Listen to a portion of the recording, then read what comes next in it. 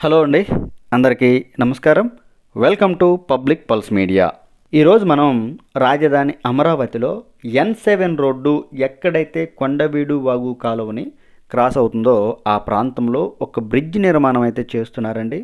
ఈరోజు మనం ఆ బ్రిడ్జ్ నిర్మాణ పనులు ఎక్కడి వరకు వచ్చాయి, మరియు ఆ పనులు ఏ విధంగా జరుగుతున్నాయి అనే విషయాల్ని ఈరోజు మనం చూద్దాం. దానితో పాటుగా 2014, 2019లో ఈ బ్రిడ్జి తాలూకు పనులు జరిగాయండి చాలా వరకు. వాటి యొక్క పరిస్థితి ఏంటి అనే విషయాల్ని ఈరోజు మనం క్లియర్గా ఈ వీడియోలో చూద్దామండి.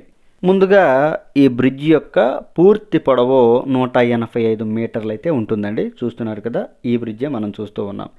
ఇక ఈ బ్రిడ్జికి సంబంధించి పనులైతే 2014, 2019లో పిల్లర్ వర్క్ అయితే చాలా వరకు కంప్లీట్ అయిపోయిందండి. తర్వాత గడ్డర్ల నిర్మాణం కూడా చాలా అంటే 90% గడ్డర్లని 2014, 2019లోనే నిర్మించారు. ఇక తరువాత 1-2 పిల్లర్ల వరకు మాత్రమే మిగిలిందండి. అదంతా కూడా 2014, 2019లో జరిగింది. ఇదిగో గడ్డర్లను కూడా ఆ పిల్లర్లపైకి ప్లేస్ చేసినటువంటి పరిస్థితిని మనం క్లియర్గా చూస్తూ ఉన్నాం. 2014, 2019లోనే ఈ బ్రిడ్జికి కావాల్సినటువంటి 45 గడ్డర్లని అప్పుడే నిర్మాణం చేశారండి. తర్వాత కొన్ని గడ్డర్లనేమో ఈ పిల్లర్లపైకి ప్లే చేశారు. అది మనం చూస్తూ ఉన్నాం. అయితే ఇప్పుడు మనం ప్రధానంగా మాట్లాడుకునేటువంటి అంశం ఏంటి అంటే, ఇప్పుడు తిరిగి అమరావతి పనులు మొదలైన తర్వాత ఇప్పుడు జరుగుతున్నటువంటి పనులు ఏంటి అనే విషయాన్ని ఇప్పుడు మనం చూద్దాం. తరువాత 2014, 2019లో ఈ బ్రిడ్జి పనులు జరిగాయి కదండి, అది నిర్లక్ష్యానికి గురి కావటం వలన ఇక్కడ జరిగినటువంటి నష్టాన్ని కూడా మనం అయితే క్లియర్గా చూసుకుందాం. ఇదిగో చూస్తున్నారు కదా, ఇదంతా కూడా దూరంగా బ్లూ రేకులు అవన్నీ కనిపిస్తున్నాయి కదా. ఇప్పుడు ప్రధానంగా జరుగుతున్నటువంటి పని ఏంటంటే, ఈ బ్రిడ్జి పనులు మొదలయ్యాయి. 1-2 ఏవైతే పిల్లర్ వర్క్ ఉందో వాటిని తిరిగి ప్రారంభించడం జరిగింది. ఇదిగో ఇక్కడ మనం చూడవచ్చు క్లియర్గా. ఇదిగోండి, ఇది ఈ పని అయితే మొదలైంది. మరలా బాక్స్ గడ్డర్ల నిర్మాణం కూడా చేయాలి, అది కూడా చేస్తారు. తరువాత ఇప్పుడైతే తిరిగి మరలా గడ్డర్ల నిర్మాణం, కొత్త గడ్డర్ల నిర్మాణం కూడా మొదలుపెట్టారు. అంటే 2014, 2019లోనే ఇక్కడ గడ్డర్ల నిర్మాణం 45 గడ్డర్ల నిర్మాణం చేశారు అని మనం చెప్పుకున్నాం. అయితే తిరిగి మరలా ఇప్పుడు ఎందుకు ఇంకా గడ్డర్ల నిర్మాణం చేస్తున్నారు అనే దానికి సమాధానం ఇప్పుడు ఇదిగో మనం చూడొచ్చు. ఇక్కడ క్లియర్గా కనుక మనం చూసినట్లయితే అండి, ఈ బ్రిడ్జి పైకి ప్లేస్ చేసినటువంటి గడ్డర్లు ఏ విధంగా కింద పడిపోయి విరిగిపోయాయో మనం క్లియర్గా చూడొచ్చు. ఇదిగోండి, చూసారా, ఇదంతా కూడా ఈ గ్రీనరీ, పచ్చగా ఉన్నటువంటి ఈ గడ్డి, ఈ తీగజాతి మొక్కలు ఇవన్నీ కూడా గడ్డర్ల మీదకి నీటిపైకి అల్లుకోవడం జరిగింది. చూసారా గడ్డర్లు ఏ విధంగా పడిపోయాయో ఇవన్నీ కూడా. 2014, 2019లో వీటన్నిటినీ పిల్లర్లపైకి ప్లేస్ చేశారు. కేవలం వుడెన్ బ్లాకుల పైన మాత్రమే ఇంత పెద్ద పెద్ద గడ్డలని అప్పుడు ప్లేస్ చేయటం జరిగిందండి. తరువాత అర్ధాంతరంగా ఈ పనులన్నీ కూడా ఆగిపోవటం వలన వాటన్నిటిని అర్ధాంతరంగా వదిలివేయడం జరిగింది. అయితే వుడెన్ బ్లాకులు ఎక్కువ రోజు ఇంత బరువుని మోయలేవు కాబట్టి ఇవన్నీ కూడా ఏ విధంగా ఒకదాని వెంట ఒకటే పక్కకు పడిపోయి ఇరిగిపోయాయి మొత్తం. చూడొచ్చు, ఇవన్నీ కూడా మధ్యలో విరిగిపోయి నీటిలో మునిగిపోయి ఆ నీటిపైకి తీగజాతి మొక్కలు అల్లుకొని పోవడం మనం చూసాం. ఇదిగో ఇవన్నీ కూడా.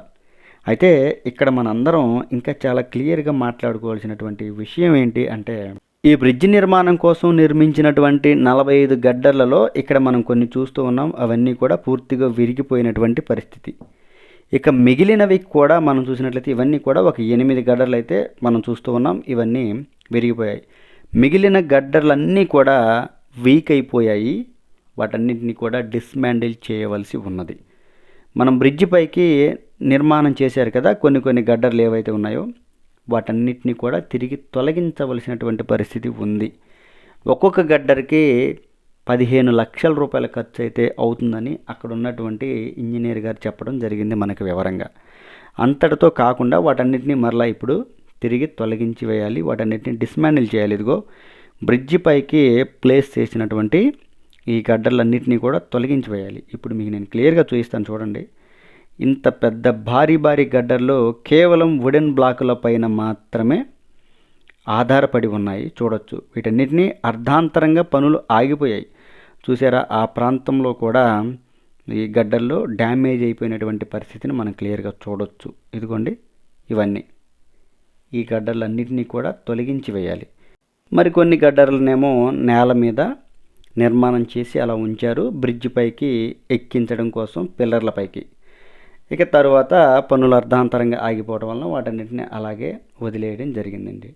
ఇప్పుడు మనం చూసినటువంటి ఆ గడ్డర్లు ఏవి కూడా పనికిరావు కాబట్టి ఇక్కడ మరలా కొత్త గడ్డర్ల నిర్మాణం జరుగుతూ ఉంది. అది కూడా మనం క్లియర్గా చూడవచ్చు. ఇక్కడ ఇవన్నీ కూడా గడ్డర్ల నిర్మాణం చేస్తూ ఉన్నారు. అంటే 45 గడ్డర్లు పూర్తిగా డిస్మాండిల్ చేయవలసి ఉంది. ఇప్పుడు ఒక్కొక్కటేమో 15 లక్షల రూపాయల ఖర్చు అవుతుందని అక్కడ ఉన్నటువంటి ఇంజనీర్ చెప్పడం జరిగింది.